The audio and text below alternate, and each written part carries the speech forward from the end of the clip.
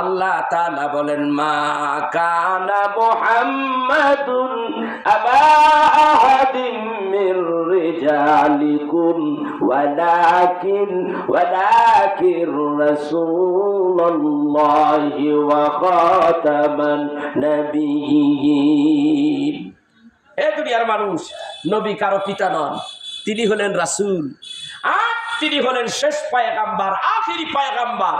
তারে দিয়াই আমি নবুয়াতের দরজা বন্ধ করে দিয়েছি। আল্লাহর কোরআন সূরাতুল আহজাব সম্ভবত 22 পারায় আল্লাহ তাআলা এই ঘোষণা দিয়ে দিলেন, এবং এই দ্বীনকে প্রতিষ্ঠিত করার জন্য, এই দ্বীনের আলোচনা এবং এই দ্বীনের যেন মানুষের কাছে দ্বীনের কথাগুলি পৌঁছে যায়, কোরআন সুন্নাহর আলোচনাগুলো যে পৌঁছে যায়, সেই জন্য আল্লাহ রাব্বুল আলামিন নবুয়াতের দরজা বন্ধ করে দিয়েছেন, কিন্তু আরেকটা দরজা খুলে দিয়েছেন, সেইটাই হলো বেলায়েতের দরজা। কথা বুঝতে পেরেছেন? অনেকে কিন্তু এটা বোঝে না এই কথাগুলি বুঝতে হইলে আলেমরা যখন লেখাপড়া করে, মান্তিকের এলেম যতটুকু অর্জন করা, মাদ্রাসার যে লফজি এলেম যেগুলি অর্জন করা, টাইটেল পাস করা, হ্যাঁ, double title, triple title pass করার পরে এই মানুষগুলির আবার পাশাপাশি এলমে মারেফাত, এলমে তাসাউফ শিক্ষা করা প্রত্যেকটা নর এবং নারীর জন্য ফরজ। ভাইরা আমার, বন্ধুরা আমার, এর প্রমাণ হলো ইয়া আইয়ুহাল্লাযীনা আমানু লা তারফাউ আসওয়াতাকুম ফাওকা সাওতুন নবী। আল্লাহ রাব্বুল আলামিন বলেন, ও দুনিয়ার মানুষেরা, হে ঈমানদার বান্দারা, আমার হাবিব যখন কথা বলে তখন তোমরা আমার হাবিবের কথার উপরে তোমাদের কথা বড় করো না, উঁচু করো না। আমার হাবিবকে সম্মান করো, ইজ্জত করো। এই আয়াতের ব্যাখ্যা করতে যাইয়া আল্লামা মুফতি শফি সাহেব তার তাফসিরে মারিফুল কোরআনের মধ্যে লেখেন, তোমরা নবীর যুগে যখন নবী পাও নাই, তাহলে একজন পীর মাশায়েখকে তোমরা সম্মান করো, একজন আলেমকে তোমাদের জন্য সম্মান করা ওয়াজিব। সুবহানাল্লাহ। নবীকে সম্মান করা ওয়াজিব, একজন আল্লাহওয়ালাকে সম্মান করা ওয়াজিব, যেহেতু রাসূল নাই। সহিহ বুখারীর 10ম পারার মধ্যে আসছে হাদিস। একবার এই আয়াতটা কোন প্রসঙ্গে নাজিল হয়েছে বুখারী শরীফের মধ্যে আসছে, যে বুখারী শরীফের মধ্যে আসছে। ভাই বুখারী পড়ছে? আমার এই ভাই আলেম মানুষ যদি টাইটেল পাস করে থাকে তাহলে বুখারী পড়ছে, তাইলে বোঝা গেল। আর 10ম নম্বর হাদিসের মধ্যে আসছে 10 পারার মধ্যে, যে রাসূলুল্লাহ সাল্লাল্লাহু আলাইহি সাল্লাম কোনো একটা এলাকার একজন প্রতিনিধি, একজন নেতা নির্বাচন করতেছিলেন, যে অমুক গোত্রের থেকে আমি ওনাকে নেতা হিসাবে আমি ঘোষণা করতে চাই, তোমাদের মতামত জানতে চাই, তোমরা বলো। হযরতে আবু বকর বললেন, ইয়া রাসূলুল্লাহ, আপনি যাকে বলেছেন এটা করা যেতে পারে। হযরতে উসমান, হযরতে ওমর ডাক দিয়া বলেন, ইয়া রাসূলুল্লাহ, ওইটার দরকার নাই, অমুক জায়গার অমুক গোত্রের থেকে একজন নির্বাচন করেন। এই যে কথার মধ্যে দুইজনের মধ্যে একটু কথা কাটাকাটি হইতে হইতে তো আবু বকর যখন আবার বলতে থাকলেন, হযরতে ওমর বলতে লাগলেন যে, ইয়া রাসূলুল্লাহ, আমি কথা বললে হযরত আবু বকর একটু ক্রিটিসাইজ করে কথা কয় আমারে। হ্যাঁ, এরকম বলতে বলতে কথাটা একটু বাড়াবাড়ি হয়ে গেল। এমন সময় আল্লাহ রাব্বুল আলামিন এই আয়াতে কারিমা নাজিল করে দিলেন যে, আমার হাবিব তোমাদের সামনে, আমার হাবিবের সামনে তোমরা যে এইভাবে উচ্চ আওয়াজে কথা বলো, যে আওয়াজে আল্লাহর হাবিবের কথা ঢেকে যায়, বিধায় এই কাজ আর করবা না। যদি করো তাহলে জীবনে যত আমল করেছো, নামাজ, রোজা, হজ, যাকাত, সব বরবাদ হয়ে যাবে। এখন আমার রাসূল নাই, তাহলে এই মর্যাদাটা কারা পাবে? আল উলামা ওয়ারাসাতুল আম্বিয়া, তাদের মধ্যে যারা আল্লাহর ওলি এবং পীর মাশায়েখ এবং আলেম উলামা, তাদেরকে সম্মান করা ওয়াজিব। কারণ তারা দ্বীনের কথা বলে, কোরআন সুন্নাহর কথা বলে, এই জন্য তাদের সম্মান বেড়ে গেছে। আর আল্লাহর ওলি যারা, তারা দ্বীনের কথা বলে, তারপরে পাশাপাশি তাসাউফের কথা বলে। এবার তাসাউফটা কি এটা আবার বুঝেন? তাসাউফ, শরিয়াত হলো দুধ। শরিয়াত কি? দুধ খান না? শরিয়াত হলো দুধ আর মারিফত হলো পনির। পনিরটা আসলো কোত্থেকে? পনিরটা তো দুধের ভিতর থেকেই আসছে। আল্লামা জালালউদ্দিন রুমি রহমাতুল্লাহ আলাইহি বলেন, দুধের ভিতরে পনির। শরিয়াতের বিদ্যা এমন, তিনি মিসাল দিয়েছেন, শরিয়াতের বিদ্যাটা হলো দুধের মতো। দুধের বিদ্যা নিয়ে কিয়ামতের দিনে উঠলে কাজ হবে না। দুধের বিদ্যাটা এরকম, তিনি বুঝাইতে চাইলেন এই দুধগুলি যদি বঙ্গোপসাগরের মধ্যে ফেলে দেন, কোন সাগর বা নদীর মধ্যে ফেলে দেন, 2-1 মণ দুধ, কিছুক্ষণের মধ্যে ওই দুধের অস্তিত্ব থাকবে নাকি? সবটা পানির ভিতরে বিলীন হয়ে গেছে। আর যদি এই দুধগুলি 1 মণ দুধ যদি জ্বালাইয়া একেবারে আগুন দিয়া জ্বালাইয়া একেবারে অল্পর মধ্যে নিয়ে আসলেন, পনির বানাইলেন, ডিম্বা বানাইয়া পনির গুলিকে এইবার যদি বঙ্গোপসাগরের মধ্যে ফেলে দেন, পানির ক্ষমতা আসেনি এই পনির বিলীন করতে পারে? তাইলে এইটার মধ্যে পনির, এইটার মধ্যে দুধ। এলেমটা যদি এইরকম পোক্তা এলেম হয়, আর এই পোক্তা এলেমটা তাসাউফের এলেম মানি হইল এলমে মারিফতের এলেম। এই এলেম যদি অর্জন করতে পারেন একজন কামেল পীরের সোহবতে থাকিয়া, তাহলে আপনি কবরে শান্তি পাবেন, আখিরাতেও শান্তি পাবেন। আর যেই মানুষগুলি এলমে তাসাউফের বিদ্যা অর্জন করে, কাল কিয়ামতের দিন আল্লাহ রাব্বুল আলামিন তাদেরকে জান্নাত দিয়া দেবে। এলমে মারিফত, এলমে তাসাউফ হাসিল করা ব্যক্তি একটা লোকও জাহান্নামে যাবে না। ভাইরা আমার, এটা এমন একটা জ্ঞানের এলেম, এলমে মারিফত, এলমে তাসাউফ মানুষকে গভীর বানায়, উচ্চ জ্ঞানী বানায়। আল্লাহকে চেনার সহজ পদ্ধতি হলো এই এলমে মারিফত, এলমে তাসাউফ। আর আল্লাহ প্রাপ্তি জ্ঞানটাই হলো কোনো মাদ্রাসায় পাওয়া যায় না, কোনো ভার্সিটিতে পাওয়া যায় না। এটা একমাত্র আল্লাহর ওলিদের কাছে, হক্কানি আল্লাহর ওলিদের কাছে পাওয়া যায়। আমি কিন্তু খালি ওলি বলি নাই, হক্কানি বলছি, মনে রাখতে হবে। হক্কানি ওলি যাদের ভিতরে এলমে শরিয়াত, এলমে মারিফত দুইটা সমন্বয় বর্জায় রেখে কথা বলেন। আপনি শরিয়াত মানবেন না, কাফের হয়ে যাবেন। আপনি যদি মারিফত মানেন না, আপনি জিন্দি। কোনটা ছাড়বেন, কোনটা ধরবেন? দুটোটাই ধরতে হবে। এই কাপড়টা আমার শরিয়াত, এই কাপড়টা দিয়া যে জিনিসটা আমি ঢেকে রেখেছি, আমার গতর শরীর, গুপ্ত অঙ্গ, এইগুলি সব মারিফত। একটা মেসাল, কথা বুঝতে পেরেছেন? যে আমার এইটারও দরকার, ওইটারও দরকার, ঠিক কিনা? খোদাপ্রাপ্ত জ্ঞান অর্জন করতে হবে এলমে শরিয়াতের মাধ্যমে, অর্জন করে এরপরে আপনার এলমে মারিফতের জ্ঞান অর্জন করতে হবে। আমাদের হানাফি মাযহাবের ইমাম আজম আবু হানিফা রাহমাতুল্লাহ আলাইহি, তিনি তার কাসিদাতুন নোমান কিতাবের মধ্যে লেখেন, একটা বিখ্যাত কিতাব। উনি লিখতেছেন, আমি শরিয়াতের আলেম, এত বড় আলেম পৃথিবীতে যত মানুষ আছে, কত মানুষ? প্রায় 800 কোটি মানুষ, প্রায় 200 কোটি মানুষের বেশি মুসলমান আছে। কতগুলি আছে? 200 কোটি। এই 200 কোটিরে যদি 3 ভাগ করা হয়, 21 অর্থাৎ 170 বা 65, 165 কোটি মানুষ মুসলমান ইমাম আজম আবু হানিফার এই হানাফি মাযহাব মানে। আর বাকিগুলি অন্য কিছু কিতাবের মধ্যে লেখে 2/3 অংশ মানুষগুলি ইমাম আজম আবু হানিফা রাহমাতুল্লাহ আলাইহির মাসলা তারা চলাফেরা করে। কথাটা বুঝাইতে পারছি? ভাইরা আমার, কথাগুলি খুব শিক্ষণীয় কথা উঠে গেছে। আমি কথাগুলি আরেকটু ক্লিয়ার করে দিই, আপনারা বুঝবেন। আসছেন যখন, কিছু কথা আমি বলে দিচ্ছি, আপনারা বুঝবেন। এ কথাগুলি যদি বুঝতে পারেন, এ কথাগুলি যদি মানতে পারেন, এ কথাগুলি কামেল পীরের কাছে যদি বায়াত হয়ে নিতে পারেন, তাহলে আরও কাজে লাগবে, সুন্দর কাজে লাগবে। আসছেন শিখতে, কিছু শেখার দরকার।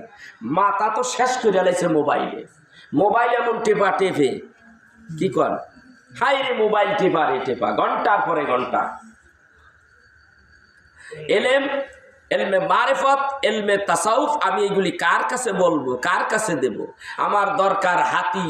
হাতি সুর দিয়া যে পানি পান করতে পারে, মশারও একটা সুর আছে, ওই পরিমাণ পানি কি মশায় তুলতে পারে? তা আমি কার কাছে এই কথা বলবো? আমি তো পাইছি সব কটাই মশার সুর, তাই না? কথা কয় না, হাতির সুর। তারপরে যদি বলতে বলতে যদি মশার সুরটা হাতির সুর হয়ে যায়, এই আশাই দুইটা কথা বলি। এই কথা ঠিক আছে নাকি? ঠিক আছে। ইমাম আযম আবু হানিফা রাহমাতুল্লাহ আলাইহি ডাক দিয়া বলেন, আমি শেষ জীবনে বুঝতে পেরেছি আমার একজন কামেল পীরের দরকার। শরিয়তের বিদ্যা অর্জন করেছি, অনেক বিদ্যা আমার ভিতরে আছে। কোরআনুল কারীম এত তেলাওয়াত করেছি, কোরআন আমি এত তাফসীর করেছি, এত মান্তিকের এলেম আমার ভিতরে আছে। তামাম দুনিয়ার মধ্যে লক্ষ লক্ষ আলেম ওলামা আছে, পীর মাশায়েখরা আছে, সবাই কিন্তু আমি ইমাম আজম আবু হানিফা রাহমাতুল্লাহ আলাইহির মাযহাবকে অনুসরণ করে। এত বিদ্যা আমার ভিতরে, কিন্তু যত বড় বিদ্যা নেই আমি হই না কেন, কিন্তু আমি ইলমে মারিফত এখনো অর্জন করতে পারি নাই। যেই ইলম দিয়া আল্লাহকে চেনা যায়, মদিনা বলা কামলি বলা নবীরে চেনা যায়, ওই ইলম তো আমার ভিতরে নাই। ওই ইলম আমি কোথায় পাই? এত বড় আলেম, ওই ইলম শিক্ষা করার ভিতরে তার ভিতরে তামান্না জেগে উঠেছে, আকাঙ্ক্ষা জেগে উঠছে। তিনি তখন কি করবেন? ওই যুগের শ্রেষ্ঠ পীর হযরতে ইমাম বাকেরের কাছে গেলেন। হযরতে ইমাম বাকেরের কাছে গেলেন। আরেকজন ইমাম গেলে, তার নাম আমার মাথায় আসতেছে না। প্রথম তার কাছে মুরিদ হলেন। মুরিদ হইয়া তিনি 1 বছর পর্যন্ত তারে পাইলেন হায়াতে জিন্দেগিতে। তার কাছ থেকে ইলমে মারিফত শিক্ষা করলেন। শিক্ষা করা অবস্থায় হুজুর মারা যান। হুজুর যখন মারা যান, তখন বাকি বিদ্যা শিক্ষা করার জন্য ইমাম বাকেরের কাছে গেলেন। ইমাম জাফর সাদিকের কাছে প্রথম তিনি মুরিদ হইলেন।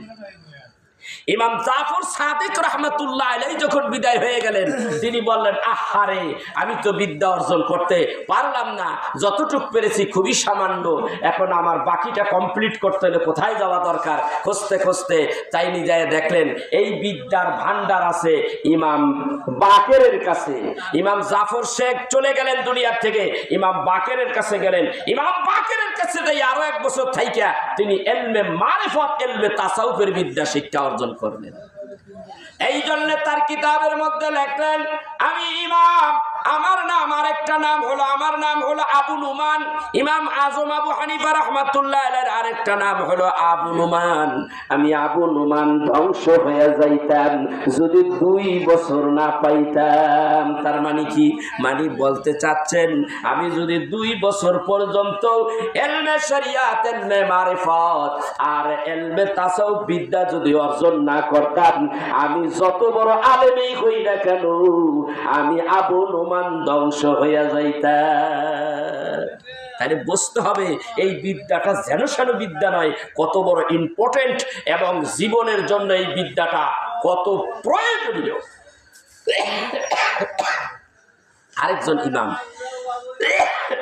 আরেকজন ইমাম ফখরুদ্দিন রাজি কিতাবের মধ্যে লেখেন, ইমাম ফখরুদ্দিন রাজি রহমাতুল্লাহ আলাইহি ওই যুগের এত বড় আলেম ছিলেন, বিদ্যা বুদ্ধিতে তার কোনো অংশে কম নাই। শেষ বয়সে সে চিন্তা করলেন, যাহারে মুরিদ তো হতেই হবে, উপায় নাই। শেষ পর্যন্ত তিনি চলে গেলেন ওই জমানার একজন বড় শায়েখ, একজন পীর মাশায়েখ, তার নাম হলো নজমুদ্দিন কুবরা। নজমুদ্দিন কুবরা রহমাতুল্লাহ আলাইহির দরবারে গেলেন। হুজুরের কাছে আকুতি মিনতি করে বললেন, হুজুর, আমি এসেছি, আমার নাম ফখরুদ্দিন রাজি, আমি আপনার কাছে এসেছি হুজুর আল্লাহ প্রাপ্ত জ্ঞান অর্জন করার জন্য। আমার নাম হলো ফখরুদ্দিন রাজি। হুজুর বলেন, তুমি কোন ফখরুদ্দিন রাজি? তুমি ওই ফখরুদ্দিন রাজি কিনা যে এই যুগের বড় আলেম, যার ভিতরে মানতেকের এলেমের কোনো অভাব নাই, এত বড় আলেম কিনা তুমি? সেই ফখরুদ্দিন কিনা? হুজুর, হ্যাঁ আমি এই সেই ফখরুদ্দিন রাজি। আমার কাছে কেন আসছো? হুজুর গো, আমি এসেছি আপনার কাছে একমাত্র আল্লাহ প্রাপ্ত বিদ্যা অর্জন করার জন্য। সুবহানাল্লাহ, সুবহানাল্লাহ। আমি খোদা প্রাপ্ত বিদ্যা অর্জন করতে আসছি। হুজুর ডাক দিয়া বলেন, আমি তোমাকে মুরিদ করে নিলাম। আমি তোমাকে কি করলাম? মুরিদ করে নিলাম। কিন্তু তোমাকে আমি ইলমে মারিফত বিদ্যা দেওয়ার জন্য আমি তোমার দিকে আমার দৃষ্টি আলকা করলাম। অর্থাৎ গাইবি যেইটা অন্তর্চক্ষু, ওই অন্তর্চক্ষু তার ভেতরে সে কি করলেন? অন্তর্চক্ষু নিক্ষেপ করলেন, দৃষ্টি নিক্ষেপ করলেন, যারে বলা হয় এলকা। তাসাউফের দৃষ্টিতে বলা হয় এলকা।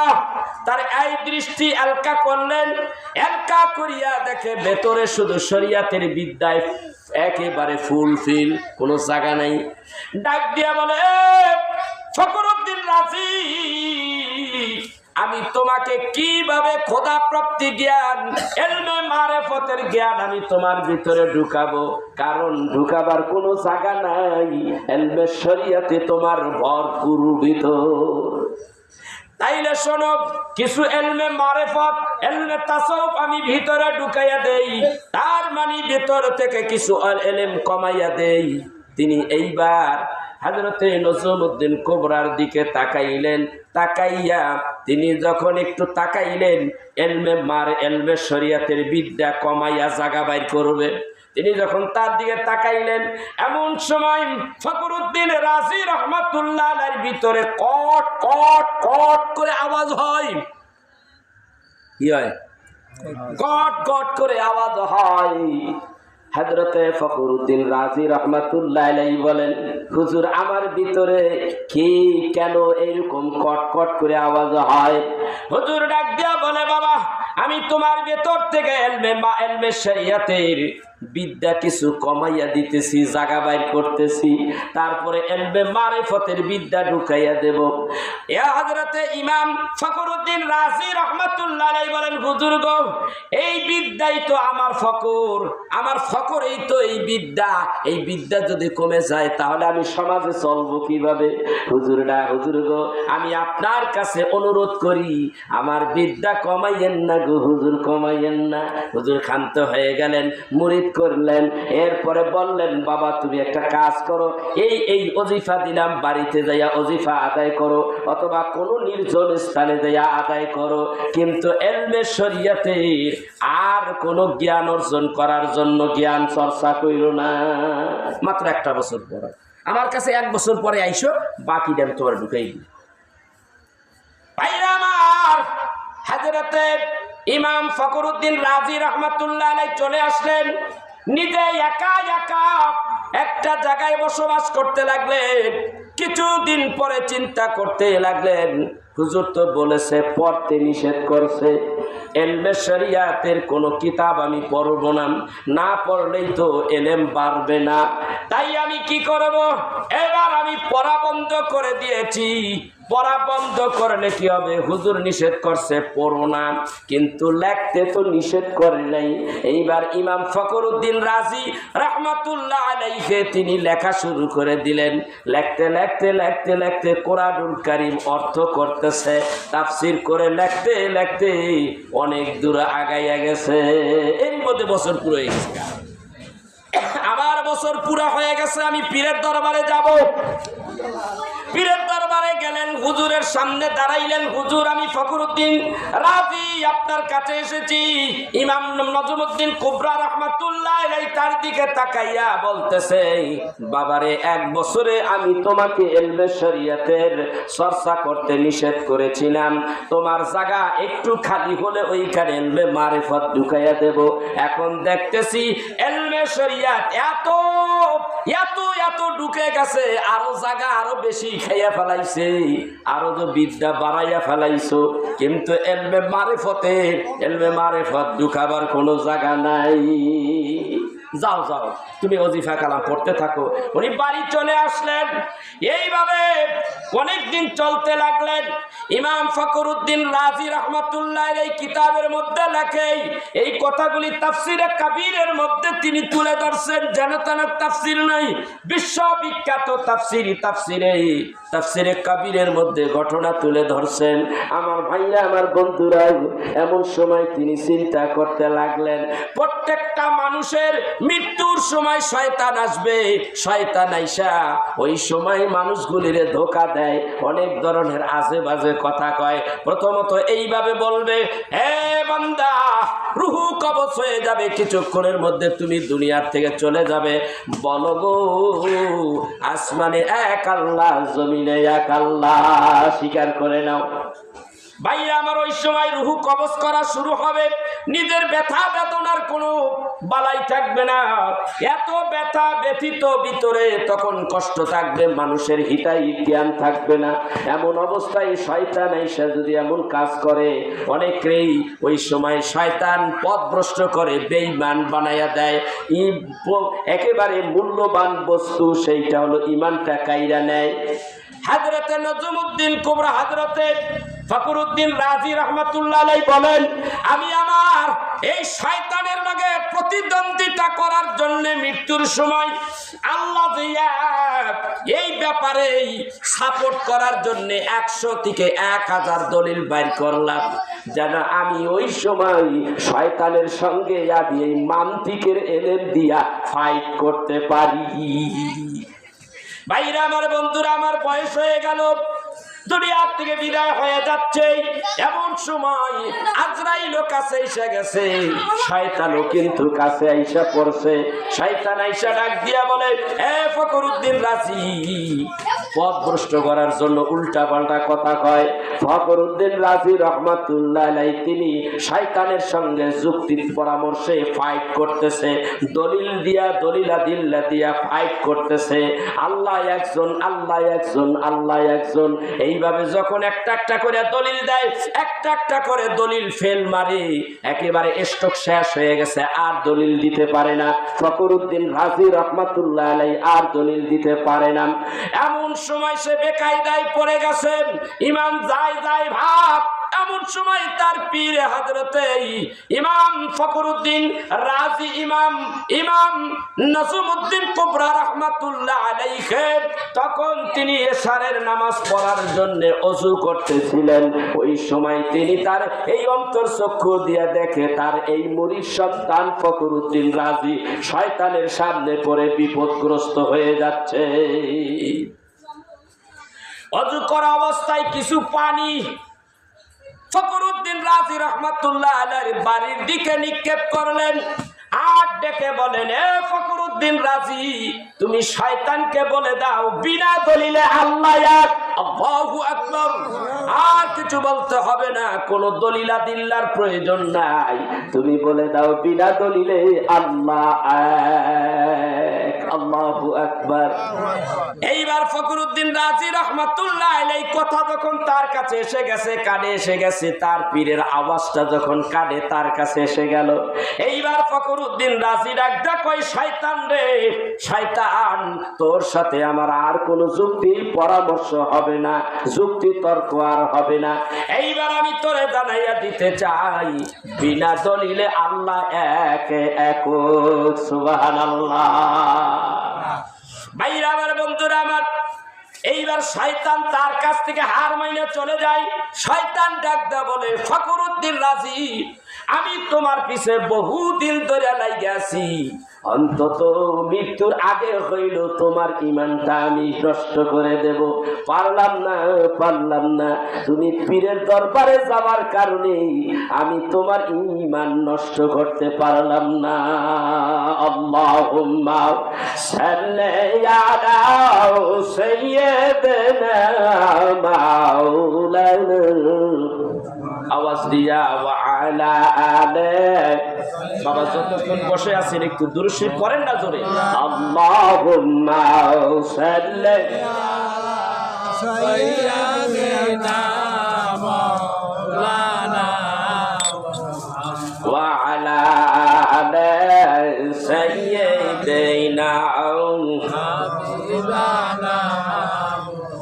ভাইরা আমার, বন্ধুরা আমার, আল্লাহর নবীর কাছে সাহাবীরা বলেন, ইয়া রাসূলুল্লাহ, ইয়া হাবিবাল্লাহ, আপনি যখন দুনিয়ায় থাকবেন না, নবুয়াতের দরজা বন্ধ হয়ে যাবে, বেলায়েতের দরজা থাকবে আজীবন, সারা জীবন বেলায়েতের দরজা থাকবে। আর বেলায়েতের দরজার মধ্যে লক্ষ লক্ষ কোটি কোটি আল্লাহর ওলিদের আগমন ঘটবে, আর তারাই কিন্তু দ্বীন ইসলামকে সামনের দিকে এগিয়ে নিয়ে যাবে। হুজুর, আমরা কেমনে চিনব? ওই যুগের কিছু মানুষের আছে, তারা কেমনে চিনবে আল্লাহর ওলি কারাম? আল্লাহর নবী হাদিস শরীফের মধ্যে বর্ণনা করেন, হাদিস শরীফের মধ্যে আল্লাহর নবী বলেন, যারে দেখলে আল্লাহর কথা স্মরণ হয় তিনি হবে আল্লাহর ওলি। সুবহানাল্লাহ। বাইরে আমার, তাইলে আল্লাহর ওলি চিনতে সমস্যা আছে নাকি? নাই। সেই জন্য ভাইরা, আমরা কিন্তু হকের পথে, হক সিলসিলাই ফুরফুরা। আমি কিন্তু ফুরফুরা শরীফের 2 জায়গার থেকে খেলাফত পাইছি, আবার জয়নপুরের থেকে এক জায়গায় আমার আব্বা দিছে, আবার এই 4 জায়গার থেকে আমি খেলাফত পাইছি বাবা। এরপরে আমি নিজে চিন্তা করি, পীর মুরিদি করলে ভেতরে একটা সমস্যা হয়। বাইরে আমার, বন্ধুরা আমার, অল্প বয়সে যদি কেউ বড় লোক হইয়া যায়, গরিব মানুষ বড় লোক হইয়া গেলে শয়তানের নফস কাজ করতে থাকে ভিতরে। আমি তো বড় লোক হইয়া গেছি, তখন আর গরিব রে সে চেনে না, এই হলো দোষ 1 নম্বর তার। গরিব যখন হঠাৎ কোটি কোটি টাকার মালিক হয়ে যায়, তখন গরিব রে সে চেনে না, তারে অ্যাঙ্কার করে, মানুষদেরকে ইজ্জত দেয় না, আমি অনেক বড় লোক, তুই আমার কাছে কি। একজন পীর মাশায়েখ যখন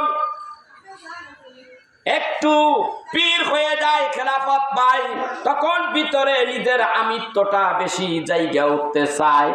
যদি পীরটা যদি কামেল হয়, তাহলে ওই নফসটারে সে দমাইয়া রাখিয়া মানুষদেরকে সে সঠিক কথা বুঝাইয়া মানুষদেরকে সঠিক পথে আনে। আল্লাহ রসুল কেমনে পাওয়া যায়, ওই পথে মানুষদেরকে আহ্বান করে। কেননা সে জানেন, এই মানুষটা যদি আল্লাহর পথের প্রতীক হইয়া যায়, এই মানুষটা যদি আল্লাহ বলা হয়ে যায়, এই মানুষটা নাজাত পাইয়া যাবে, আমিও আল্লাহর কাছে জবাবদিহি করতে হবে না। আর যখন পীর মাশায়েখ কাছে নিজের আমিত্বটা এমন ভাবে বাইরে যায়, ওই যে গরিব মানুষ কোটি কোটি টাকা মালিক হইয়া গেলে যেই অবস্থা, ওই পীর মাশায়েখ শয়তানের দোকায় পড়িয়া মানুষদেরকে উল্টা পাল্টা বুঝায় এবং উল্টা পাল্টা পথে মানুষদেরকে ধাবিত করে, নিজের দলকে ভারী করিয়া নিজ ভণ্ড আরো কতগুলির ভণ্ড বানাইয়া নেয়।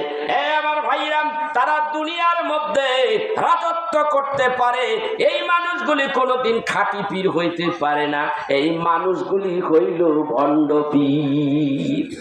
বিশেষ করে ফুরফুরা জৈনপুরীর খেলাফত প্রাপ্ত যারা, এই আকীদা যারা ধরে রাখছে, এই পথের প্রতীক যারা হচ্ছে, এই মানুষগুলি অধিকাংশ মানুষ এরা কোনোদিন ভণ্ডামি পছন্দ করে না। তো আমার ভাইরা, আমার বন্ধুরা, আল্লাহর ওলিদের কাছে আপনি বসবেন, আপনি নিজ আল্লাহর ওলি হয়ে যাবেন। আল্লাহর ওলি যখন আপনি হবেন, তখন আপনার সম্মান আল্লাহর কাছে আছে না নাই?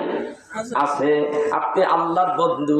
আল্লাহ তাআলা তাদের শানে বলেন, আলা ইন্না আউলিয়া আল্লাহ লা খাউফুন আলাইহিম ওয়া লা হুম ইয়াহজানুন।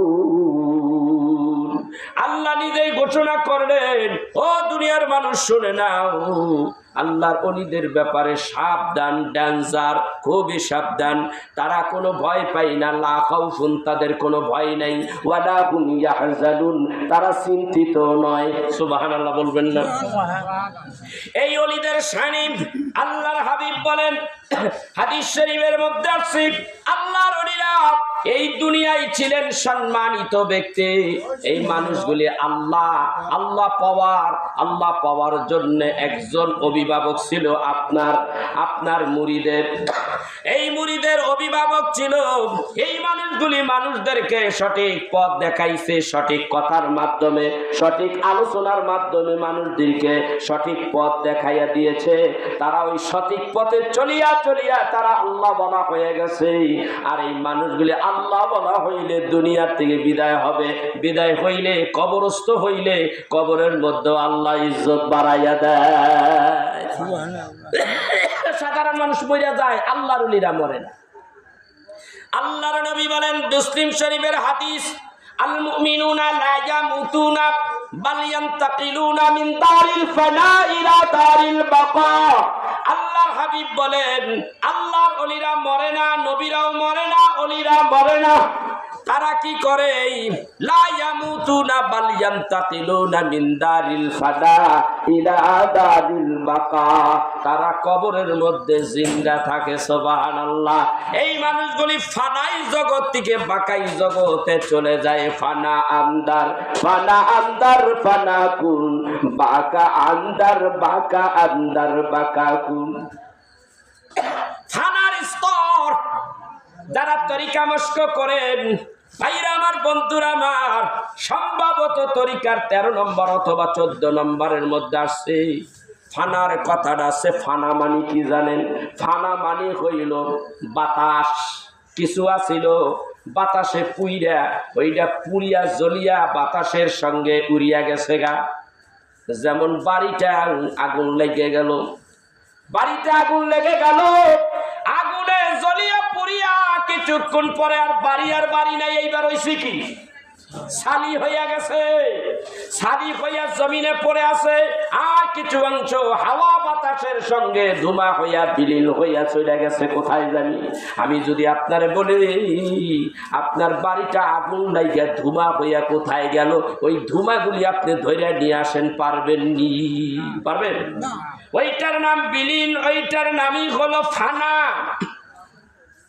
ফানার ব্যাপারটা বুঝতে চাইলে আরেকটু বোঝা যাইতে পারে। হযরতে হাসান বসরি আর রাবিয়া বসরি, এই দুইজনের সম্পর্ক ছিল। হাসান বসরি, হযরতে হাসান বসরির উস্তাদের নাম, পীরের নাম হইল হযরতে রাবিয়া বসরির পীরের নাম হইল হযরতে হাসান বসরি। হাসান বসরি শুনতে পাইলেন মানুষেরা খালি বলা বলি করে, হযরতে রাবিয়া বসরি অনেক বড় আল্লাহর ওলি হয়ে গেছে। রাবিয়া বসরির আমল ভালো। রাবিয়া বসরি রাত্রিবেলা দাঁড়াইয়া তাহাজ্জুদ পড়ে, এত রাকাত এই সুনাম খ্যাতি এলাকার মধ্যে ছড়াইয়া গেলে হযরতে হাসান বসরির মনটা একটু ভালো লাগে না, কেমন জানি করে, কিরে আমি কত বড় আলেম, আমার নাম দাম তো কেউ কয় না, রাবিয়ারই কয়। এই কথা চিন্তা করতে করতেই দাসলা নদীর কিনারে হাসান বসরি দাঁড়াইয়া রাবিয়া বসরিরে খবর পাঠাইলেন, রাবিয়ারে নিয়ে আসো, আমি তার পীর সাহেব তারে ডাকছি, তারে আমার কাছে নিয়ে আসো। রাবিয়া বসরি আইসা হাজির, ডাক দিয়া বলে, হুজুর আমাকে কেন এখানে আনছেন? হুজুর যেন তেন ব্যক্তি এই কিতাব লেখে, এই কিতাবের নাম হলো তাজকিরাতুল আউলিয়া। আপনি দেখছেন, অরিজিনালটা তো দেখেন নাই। তাজকিরাতুল আউলিয়া তিনি লিখেছেন, তার নাম হলো হযরতে আল্লামা, হ্যাঁ এই নামটাও আমার মনে আসতেছে না, আমার একটু পরে বলবো। বাইরে আমার, বন্ধুরা আমার, ফরিদউদ্দিন আত্তার লেখছে, কিতাবটা লেখছে ফরিদউদ্দিন আত্তার রহমাতুল্লাহ আলাইহি। এই তাজকিরাতুল আউলিয়া কিতাবের মধ্যে উল্লেখ রয়েছে, রাবিয়ারে ডাক কয়, হাসান বসরি, এ রাবিয়া দেখো, একটু দাঁড়াও, দেখো আমি কি করি। এইবার সমুদ্রের উপরে কি করলেন? হাঁটা শুরু করে দিলেন। হাঁটিয়া মাঝখানে যাইয়া যায় নামাজটা বিছাইলেন। হাওয়ার উপরে যায় নামাজ বিছাইয়া আল্লাহু আকবার, আলহামদুলিল্লাহি রাব্বিল আলামিন আর রহমানির রহিম মালিকি ইয়াউমিদ্দিন নামাজ পড়লেন। 2 রাকাত নামাজ পড়লেন। ওখান থেকে চলে আসলেন। রাবিয়ারে ডাকতে কয়, রাবিয়ারে দেখলানি আমি কি করলাম, আমি হাওয়ার উপরে যাই নামাজ বিছাইয়া নামাজ আদায় করলাম, তুমি দেখলানি। হযরতে হাসান বসরির কথার জবাবে হযরতে রাবিয়া বসরি ডাক কয়, অনেক ভালো কাজ করছেন, আপনি নিজেরে একটু বড় ভাবছেন, যেই কাজ আপনি করছেন এই কাজ একটা সাধারণ মানুষও করতে পারে, এইটা একটা মশা মাছিও করতে পারে। আল্লাহু আকবার। মশা মাছি কিন্তু হাওয়ার উপরে উড়িয়া উড়িয়া বেড়ায়, মশা মাছি যেটা করে আপনি ওইটা কইরা আমারে দেখাইলেন। মশা মাছি এইগুলো হলো নিকৃষ্ট প্রাণী, আর উৎকৃষ্ট প্রাণী আশরাফুল মাখলুকাত মানব জাতি, তারা যখন আল্লাহ বলা হয়ে যাবে তারা তো এর চাইতো আরো উন্নত কিছু দেখানোর কথা। আর আপনি আমারে কি দেখাইলেন, এটা মশা মাছিতেও পারে। চিন্তা করছেন? হাসান বসরি চিন্তা করছেন, আমি যা করলাম উত্তরটা তেমন পাওয়ার কথা না, তাহলে কি মনে মনে কথা এটা তো ভুল হয়ে গেল নাহি? তাইলে তো দেখা যায় এই দিকে হযরতে রাবিয়া বসরি মনে হয় আরও কুলে। ঠিক আছে, আরেকটা জিনিস আমি তারে দেখাই, রাবিয়া তাহলে তুমি একটু দাঁড়াও, তাহলে তুমি একটা কাজ করো, আমি একটু লুকাইয়া পড়ি, একটু পলাইয়া যাই, আমারে খুঁজে বাইর করো। হযরতে রাবিয়া বসরির সামনে হযরতে হাসান বসরি পলিয়ে গেলেন, চোখের আড়াল হয়ে গেলেন, গভীর মনোযোগ, চোখের আড়াল হইয়া কোথায় গেছে কে জানে। রাবিয়া বসরি ডাক দিয়া কয়, রাবিয়া বসরি রে। হাসান বসরি আওয়াজ দিয়া বলে, হাসান বসরি বলে, রাবিয়া রে আমি কোথায় লুকাইলাম, আমার একটু খুঁজা বাইর করো তো দেখি। রাবিয়া বসরি চোখ বন্ধ করলেন, সঙ্গে সঙ্গে তিনি চলে গেলেন কোথায়, একেবারে উনি যেই রাস্তা দিয়ে গেছে ওই রাস্তা দিয়ে তিনি খুঁজতে খুঁজতে আরশে আসিমের খাম্বার নিচে হযরতে হাসান বসরি পলাইয়া রইছে। ডাক দিয়া বলে, হুজুর পলানের জায়গা বুঝি পাইলেন না, লুকানের জায়গা বুঝি পাইলেন না, এই জায়গায় লুকাইছেন, বাইর হন। হুজুর এতক্ষণ আপনার ভালো পাগলামি দেখছি, এবার আমি পাগলামি করি, আমার একটু খুঁজে বাইর করেন। সুবহানাল্লাহ বলেন না? সুবহানাল্লাহ। কেমন তোর কাজ কারবার দেখছেন? হযরতে রাবিয়া বসরি বলে, হুজুর আমি একটু লুকাই, আমারে খুঁজে আপনি বাইর করেন। বাইরে আমার বন্ধুরা, আমার হযরতে রাবিয়া পলাইছে, ডাক দিয়া বলতেছে, অদৃশ্যর থেকে আওয়াজ দিলেন, হুজুর আমাকে একটু খুঁজে বাইর করেন। চোরের মন পুলিশ, উনি মনে করছে আমি যেই জায়গায় পলাইছি ওর আশেপাশেই আছে, খুঁজা দেখে কোথাও নাই। খোঁজা যখন পায় না, আরো বেশি খুঁজবো না কম খুঁজবো? বেশি খোঁজা শুরু করছে। ওই জায়গার যত জায়গা আছে সবটা দেখলো, দুনিয়ার সব আকাশ জমিন সব জায়গায় খুঁজলো, হাসান বসরি কিন্তু রাবিয়ারে খুঁজা পায় না। যখন পাইল না, হাসান বসরি ডাক কয়, রাবিয়া রে আমি কিন্তু তোমারে খুঁজা বাইর করতে পারলাম না, তুমি কোথায় আছো, বাইর হও, আমারে বলো। হযরতে রাবিয়া আয়েশা হাসান বসরির সামনে হাজির হয়ে গেলেন। হাসান বসরি ডাক কয়, রাবিয়া রে তুমি কোথায় পালাইছিলা? রাবিয়া ডাক বলে, হুজুর আপনি যেই জায়গায় পলাইছেন এইগুলি তো ব্যাপার না, সামান্য ব্যাপার। আমি পলাইছি, আল্লাহ তাআলা মানব জাতিকে 4টা বস্তু দিয়া বানাইছে, আগুন, পানি, মাটি, বাতাস। আমি আগুন রে বললাম, আমার ভেতরে তোর অংশটা তুই নিয়ে যা, তোর ভেতরে আমি লুকাইতে চাই। আগুনের অংশটা আগুনের ভিতরে বিলীন করে দিলাম, মাটির অংশ মাটির ভিতরে বিলীন করে দিলাম, আবার পানির অংশ পানির ভিতরে দিয়া দিলাম, বাতাসের অংশ বাতাসের মধ্যে দিয়া দিলাম। 4 রঙের মশলার দিয়া যে কইরাছে তার গৌটো। ওনের নাই গজ, 4 রঙের মশলা দিয়া তোমার আমারে বানাইছে। 4 বস্তুর মধ্যে আমি বিলীন হয়ে গেলাম, আপনি আমারে খুঁজা পাইবেন কোথা থেকে? এই জন্যই এই বস্তুটারই বলা হয়, এই বিষয়টারই বলা হয় কি? ফানা ফানা আন্দার, ফানা আন্দার ফানা কুল, বাঁকা আন্দার বাঁকা আন্দার বাঁকা কুল। আল্লাহ ক্ষমতা দিলে একজন আল্লাহর ওলি কি হয়, এইরকম ফানা হইয়া যায়। হয় এই দুনিয়ায় ফানার জগৎ অর্জন করিয়া একটা মানুষ এক জগৎ থেকে আরেক জগতে চলে যেতে পারে, আর মৃত্যুর পরে মানুষ আরেকটা জগৎ আছে, তারে বাকাই জগৎ বলা হয়। এই মানুষটা তুমি মনে করেছো আল্লাহর ওলি মরছে, মইরা গেছে, তারে মাটি দিয়া কবরে রাইখা আসি? না না, তুমি দেখছো তারে মাটির মধ্যে রাখছো, আল্লাহ তাআলা তারে তার রূহটা এই অস্থায়ী জগৎ থেকে স্থায়ী জগতে নিয়ে গেল, বাকাই জগতে নিয়ে গেছে। বাকাই জগৎটা কোন জগৎ? তাসাউফের দৃষ্টিতে বলা হয় বাকাই জগৎটা হলো আল্লাহর ওলি। যখন আল্লাহর ওলি, আল্লাহর বন্ধু যখন যেই মানুষটা হইয়া যাবে, ওই মানুষটা আল্লাহর কুদরতির কোলের মধ্যে ঘুমাইতে থাকে। কিয়ামত হওয়ার আগ পর্যন্ত তুমি আমার কুদরতির আস্তিনের মধ্যে শুয়া থাকো, ঘুমাইয়া থাকো। সুবহানাল্লাহ। আর শরীয়তের যারা হবে তারা কবরের মধ্যে শুয়া পড়বে। সুবহানাল্লাহ কইবেন না? সুবহানাল্লাহ। এবার আসলে আরেকটা মারফতের আলোচনা করি। মানুষ মরে না মরে না? কথা কয় না। মানুষ মরে না মরে না? মরে। আযাব হয় কিসে? মানুষ মরে গেলে আযাব হয় কিসে? কথা হয় না। এখন আপনি আপনার পিঠের উপরে যদি শক্ত করে একটা বাড়ি দেই, পিঠে বাড়ি দিলাম, বাড়িটা কোথায়? পিঠে দিছে। এখন যদি পিঠে না হাতাইয়া গালে যদি হাতান, কেরে তোরে আমি পিঠে বাড়ি দিলাম, তুই গাল হাতাস কে? কয় ব্যথা পাইছি। কয় বাড়ি দিচ্ছেন যে আপনি? তা আমি তোর পিঠে বাড়ি দিলাম, তুই গাল হাতাস কে? কয় এই এনে ব্যথা পাই। ব্যথা তো পিঠে। ব্যথা কোথায়? পিঠে। এটা শরীয়তের কি আঘাত? পিঠে লাগছে। এটার সাথে এই দেহের সাথে রুহের একটা কি সম্পর্ক আছে, বিদায় তুমি আঘাতটা কোথায় পাইলা? পিঠে পাইলা। কিন্তু কবরের মধ্যে রুহের আযাব হবে, দেহের আযাব হবে না। বলবেন হুজুর রুহুর আযাব হয় কেমনে? মানুষের দেহের মৃত্যু হয়, রুহের মৃত্যু হয় না। কথা বলেন না কেন?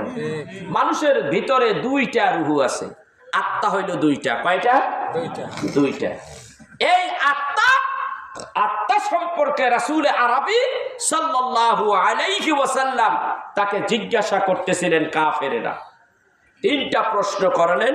তিনটা প্রশ্নের মধ্যে রূহ সম্পর্কে আল্লাহ রাব্বুল আলামিনের হাবিবকে জিজ্ঞাসা করতেছিলেন। রাসূল আরবি সাল্লাল্লাহু আলাইহি সাল্লাম এই রূহ সম্পর্কে তিনি বলতেছিলেন কিভাবে?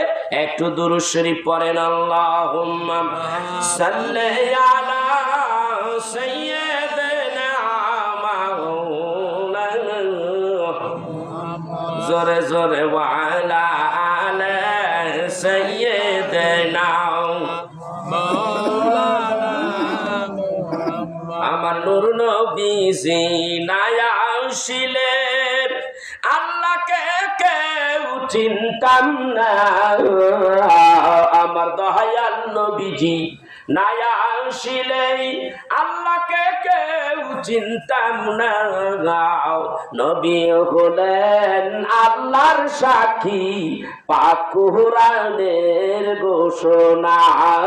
আল্লাহুম্মা সাল্লি আলা সাইয়্যিদিনা মাওলানা মুহাম্মদ ওয়া আলা আলি সাইয়্যিদিনা রাসূলানা। আল্লাহর নবী খুব বিপদে পড়ছে আপনার দুরূদের আশায়। দুরূদ পড়তেছেন আপনার লাভে, রাসূলের লাভে না। আপনি দুরূদ পড়লে আপনার লাভ।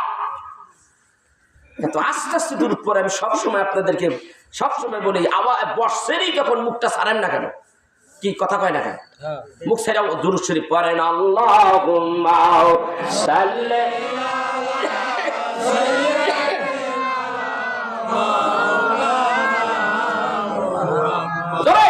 ওয়ালা আলি সাইয়্যিদিনা। ডানে মাটি বামে এই মাটি, এই মাটি হবে বিছানা। ডানে মাটি বামে এই মাটি, এই মাটি হবে বিছানা।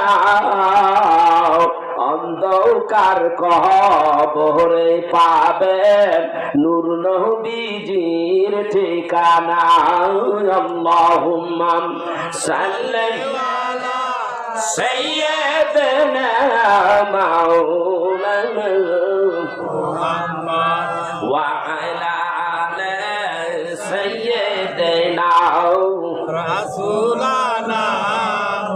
ভাইরা আমার, বন্ধুরা আমার, আল্লাহ তাআলা মানুষ বানাইলেন। কি বানাইলেন? মানুষ বানাইলেন। এবার আমাকে আপনারে কি দিয়া বানাইলেন? আল্লাহর কোরআনের থেকে জবাব দিয়া দেই। রুহুটার কথা আসতেছে এরপরে। আগে আপনারে ছিলেন, আগে আপনারে কি দিয়ে আল্লাহ বানাইলেন? আল্লাহ বলেন, খালাকাল ইনসানা মিন সালসালিন কাল ফাখর ওয়া খালাকাল জান্না মিন মারিজিম মিন নার ফাবিআই আলাই রাব্বিকুমা তুকাযযিবান।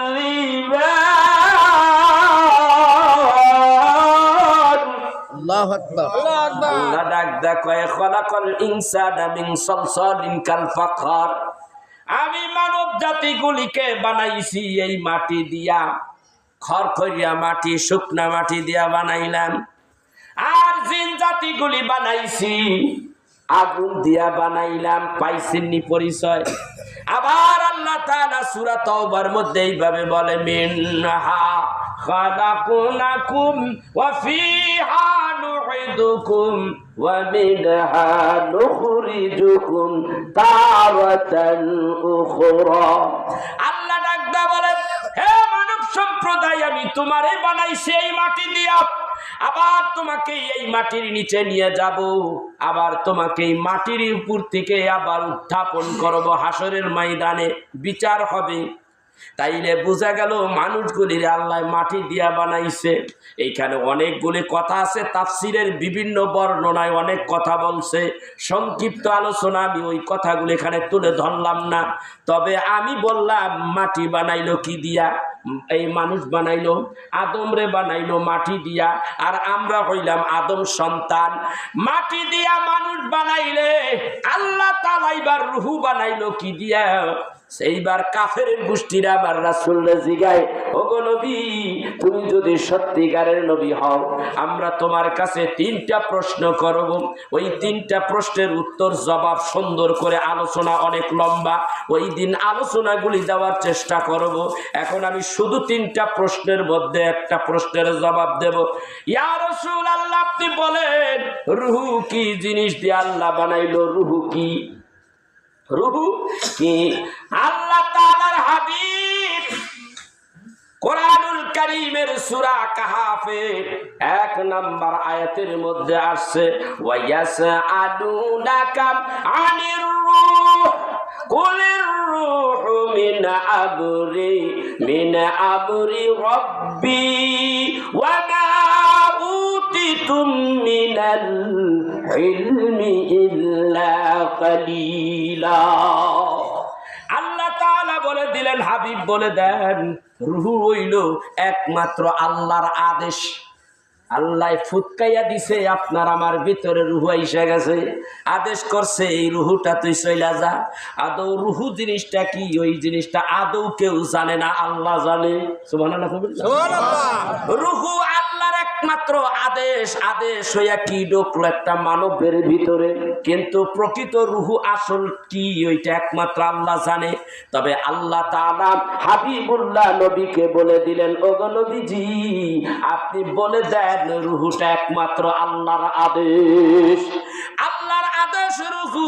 আর এই সম্পর্কে আপনি যদি বেশি বুঝতে চান, কিছুই বুঝবেন না। ওয়ামা উতিতুম মিনাল ইলমি ইল্লা কালিলা। আমি এই বিষয়ে মানুষদেরকে অতি সামান্যতম জ্ঞান দিয়েছি। সুবহানাল্লাহ বলেন, সুবহানাল্লাহ। আমার কথাগুলি আমি কোরআন হাদিসের বাইরে কথা বলি না, এটা আমার অভ্যাস। আমি কত বছর পর্যন্ত কোরআন হাদিসের গবেষণা করছি আমি নিজেই কইতে পারি না। এই গবেষণা করে রিসার্চ করে যে সার কথাগুলি আপনাদের সামনে তুলে ধরছি, কোরআন দিয়া হাদিস দিয়া দলিল দিছি।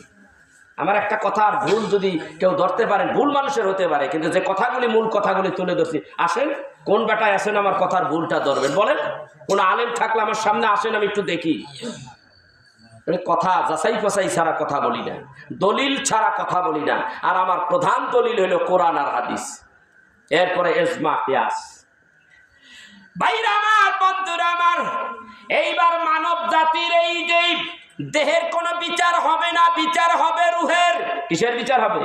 রুহের বিচার হবে। বলবেন হুজুর, রুহ তো একটা বাতাসের মতো, আপনি বেঁচে আছেন, ওই ফুৎকাইছে আল্লাহ, যে ফুৎকার দিয়া ভিতরে রুহুটা দিছে, ওই রুহুটা যতক্ষণ ভেতরে আছে আপনি ততক্ষণ জীবিত আছেন, আর ওই রুহুটা যখন বাইর হইয়া যাবে আপনার আর জীবিত নাই, মাটির দেহ মাটিতে বিলীন হয়ে যাবে। তাইলে কবরে, হাসরে, মিজানে কার বিচার হবে? বিচার হবে রুহের বিচার হবে। জানতে চাই রুহের বিচার কেমনে হয়? রুহের যদি বাড়ি দেয় রুহ কি ব্যথা পায়? হ্যাঁ পায়। এ আমার ভাইয়া, একটা এক্সাম্পল আমি কিন্তু মাঝখানে একটু বলেছিলাম, মানুষের মধ্যে রুহ থাকে দুইটা। কয়টা রুহ? এই হুজুর কথা কন না, ভালো করে খেয়াল করে। সবাই সবার কাছে শিক্ষা আছে, জানার আছে, অনেক কিছু বোঝার আছে। যে সাবজেক্ট নিয়ে আলোচনা করতে আপনি চাইলেই পাইবেন নি, মানেন না পারেন না, পিসাব আনেন না, আমার সামনে আনেন, কয় পিসাবগুলি আনেন দেখি কেমনে কথা হয় এই বিষয়ের। মাত্র 3 সিট দিছি নিয়ে। রুহু হইল দুই রকমের, একটা জীবাত্মা, একটা হলো পরমাত্মা। একটা জীবাত্মা মানুষ যখন ঘুমাইতে থাকে, ঘুমাইয়া থাকে, জীবাত্মা নিয়ে সে পয়রা থাকে, ঘুমাইয়া থাকে। আর একটা পরমাত্মা, যেটা পরম করুণাময়ের থেকে আসছে, ওই পরম করুণাময়ের আত্মাটা বাইরে হইয়া গেছে। কোথায় গেছে? চিন্তাই করে গেছেন। ঘুমের মধ্যে দেখতেছেন আপনি রেলগাড়ি দিয়া যাইতে যাইতে যাইতে পৃথিবীর কোন জায়গায় জানি গেছেন, কথা না? হঠাৎ করে ঘুম পাইকে গেছে গা, আপনি গেছেন কি আমেরিকার শেষ প্রান্তে চলে গেছেন, ঘুম পাইকে গেছে, 1 সেকেন্ডের মধ্যে রুহ হয়ে পড়ছে। রুহের পাওয়ার কত! এই জন্য বড় পীর আব্দুল কাদের জিলানী রহমাতুল্লাহ আলাইহি বলেছেন যে কারেন্ট পার সেকেন্ডে 60 লক্ষ মাইল বেগে আপ এন্ড ডাউন করে। কারেন্টের গতি 60 লক্ষ কিলোমিটার বেগে এই কারেন্ট কি করে, তার গতি আপ ডাউন করে। আর একজন আল্লাহওয়ালার আত্মা, একজন মানব জাতির আত্মা আল্লাহর কাছে এমন ভাবে যায়, এইটা হলো 16,000 কোটি 16 লক্ষ মাইল বেগে এইটা দৌড়াদৌড়ি করে। জায়গায় আসছে 16,000 নয়, 16,000 লক্ষ মাইল বেগে এইটা দৌড়াদৌড়ি করে। ভাইরা আমার, বন্ধুরা আমার, এই দেহটার আত্মাটা এমন একটা আত্মা, আত্মাটা এমন রে বাবা, মানুষেরা নামাজ পড়ে, নামাজ পড়তে গেলে অনেকের নামাজ হয় নাকি? আরাইতাল্লাযী ইউকাযযিবু বিদ্দীন ফাযালিকাল্লাযী ইয়াদউল ইয়াতীম ওয়া লা ইয়াহুদ্দু আলা তুআমিল মিসকিন ফাওয়াইলুল লিল মুসাল্লিন আল্লাযীনা হুম আন সালাতিহিম সাহুন। মাকুন সুস্তি নামাজে পান জেগে না, মাকুন সুস্তি নামাজে পান জেগে নাও, ফাওয়াইলুল লিল মুসাল্লিন আল্লাযীনা। ও মুসল্লি, মুসল্লি রে, তোমার দৌড় মসজিদ পর্যন্ত, মসজিদ যাইয়া নামাজ পড়ো, তাই তুমি মুসল্লি। আর আল্লাহওয়ালার দৌড় আল্লাহ পর্যন্ত এমন ভাবে আল্লাহর সঙ্গে তার কানেক্ট হইয়া যায়, আল্লাহর সঙ্গে তার সঙ্গে এমন ভাবে যোগাযোগ হইয়া যায়। কিরামান কাতিবিনা ইয়ালামুনা মা তাফআলুন, তোমার দুই কান্দে দুইজন কিরামান কাতিবিন ফেরেশতা আছে। ওই আল্লাহওয়ালার রূহের খবর, আল্লাহর সঙ্গে আল্লাহর ওলিদের যে একটা যোগাযোগ, কিরামান কাতিবিন পর্যন্ত খবর জানে না। কথা বুঝতে পেরেছেন? ভাইরা আমার, আমার বয়স হচ্ছে, শরীরের অবস্থাও ভালো না, এমন কথাগুলি আমি বলে যাচ্ছি আপনাদের কাছে, কোন সময় জানি মরে যাই, সেই জন্য কথাগুলি রেখে যাই, কথাগুলি কাজে লাগতে পারে। এই আত্মা তৈরি করে এই আত্মাটারে যদি তৈয়ার করতে পারেন, কোন আত্মা? আল্লাহ বলার দরবারে তাকিয়া নিজের আত্মাটা এমন পরিশুদ্ধ করবেন, দেহের পরিশুদ্ধের দরকার নাই, আত্মার পরিশুদ্ধতা দরকার। কারণ আত্মা চইলা যায় কোথায়? আত্মায় মনে চায়, মনে চায়, মনে চায় কি? রাস্তা দিয়ে হাঁটতে হাঁটতে আজকে 10 মাইল হাঁটবো, আমার একজন কইছে, বাবা এইখানে 1 লক্ষ টাকা দিলাম আমার দোস্তর কাছে, যখন ওই দেশে যাইতে আসো, যাবার বেলা ওই দেশে আমার দোস্ত আছে, দোস্তের এই টাকাটা দিয়ে দিও। নিজের তো টাকা নাই, সে একটু ভাড়া ঠাড়াও দিয়ে দিছে, টাকাটা আমানত হিসেবে রওনা হলেন। প্রতিমধ্যে পোস্ট কোয়ার্টার একটা বাজে মহিলা সাইনবোর্ড টানাইয়া রাখছে, আমার কাছে আসতে হইলে, আমি একজন সুন্দরী নারী, আমার কাছে আসতে হলে 20,000 টাকা দরকার। ওই রাস্তা দিয়া যায়, মানুষেরাও শুনছেন, আপনিও শুনছেন, অমুক জায়গায় একটা বিশ্ব সুন্দরী মহিলা আছে, তার কাছে গেলে 20,000 টাকা তারে কি দিতে হয়? প্রণাম দিতে হয়। আপনি ওই জায়গাটা যখন গেছেন, এখন রুহের মধ্যে শয়তান ঢুকছে, শয়তান কয় সোজা যাইস না, মহিলার কাছে যা। 1 সেকেন্ড সময় লাগে না এটা পরিবর্তনে। আবার রুহের মধ্যে কয় না সোজা যা, একটা রুহু কয় এই দিকে যা, আরেকটা রুহু কয় ওই দিকে যা।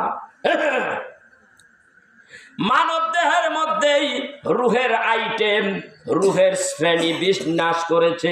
রুহুটার নফস বলা যায়, রুহুটার মধ্যে মেন রুহুর নফস হইল কয়টা? এর মেন রুহু হইল একটা। আর এই রুহের কতগুলি গুণ আছে? একটা গুণ, এইটার নাম হলো নফস। আর এই নফসের রং কত রকমের? তাসাউফের কিতাবের মধ্যে আসে একটা নফসের নাম নফসে আম্মারা, আরেকটা হইল নফসে মুলহিমা, আরেকটা হইল নফসে লাওয়ামা, আর আরেকটা নফস আছে তার নাম হলো নফসে মুতমাইন্না। এই আমার ভাইরা, নফসে আম্মারা এইটা হলো কাফের, কাফেরের এই আলামত। এই নফসটা আপনার ভিতরে যদি থাকে, তাহলে আপনি ভালো থাকতে পারবেন না। দুনিয়ার যত আকাম কুকাম আছে, এই নফস আপনারে সেই দিকে নিয়ে যাবে। ভাইরা আমার, বন্ধুরা আমার, এই নফস আপনারে বলবে এই আকাম কুকাম যা আছে, আবু জাহেল যা করছে তুইও তা কর। নফসে আম্মারার চরিত্র আবু জাহেলের মতো। আবু জাহেল ভালো করছে না খারাপ করছে? আবু জাহেলের চরিত্র, আবু জাহেল সারা জীবন খারাপ করছে বিদায় আবু জাহেলের বাড়িতে এই হাদিস সাহেবেরা টয়লেট প্রস্রাব করে, ঠিক না বেটি? হাদিস সাহেবেরা দেখবেন আবু জাহেল এত নিকৃষ্ট দেখে দুনিয়ার মানুষ জীবিত থাকা অবস্থায় তারে ভালো বলে নাই, আর মারা যাবার পরে তার বাড়িটা টয়লেটে পরিণত হয়ে গেছে। 10,000 টয়লেট আছে আবু জাহেলের বাড়িতে, খালি আগে আর মতে আজি সাহেবরা। কেন? জঘন্য খারাপ। ওইরকম একটা আবু জাহেলের চরিত্র আপনার অন্তরের মধ্যে আছে, সেই নফসটাই হলো নফসে আম্মারা। নফসে মুলহিমা, ওর কাজ হইল মুনাফিকি করা, মানুষদের নিজেও নষ্ট হইছে, আরেকজনরে নষ্ট করতে চায়। আমি ভালো থাকলাম না, তরও থাকতে দিব না, ঠিক কিনা জোরে কোন? বন্ড পীর সাহেবেরা বন্ডামি করে, আমিও বন্ড, আর আমার কাছে তোরা যারাবি আয় আয় আয়, আমিও তোদেরকে বন্ড বানাইয়া দেব।